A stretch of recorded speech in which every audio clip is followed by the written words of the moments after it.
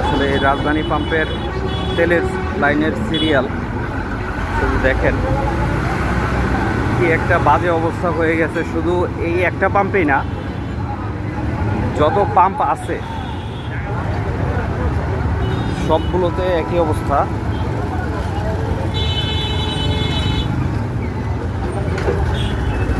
সিরিয়ালটা দেখেন শুধু।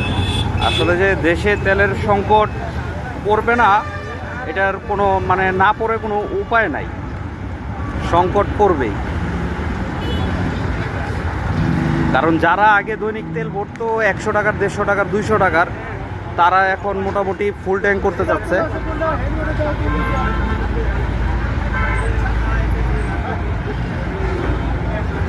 দেখেন কি অবস্থা। এটা হচ্ছে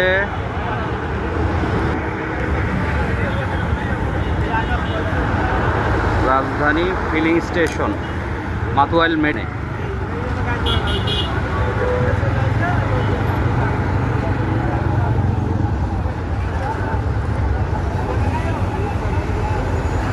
বড় ভাই কতটুকু করে দিতেছে? 500, সর্বোচ্চ 500।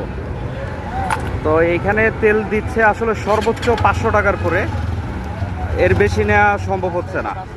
তবে অধিকাংশ লোকজনই চাচ্ছে যে ফুল ট্যাঙ্ক করার জন্য। হ্যাঁ, তো ফুল ট্যাঙ্ক করতে পারছে না। সর্বোচ্চ বাইকে তেল দিচ্ছে 500 টাকার। তো সবাই ভালো থাকবেন আর ভিডিওটি বেশি বেশি শেয়ার করে দিবেন। আসসালামু আলাইকুম।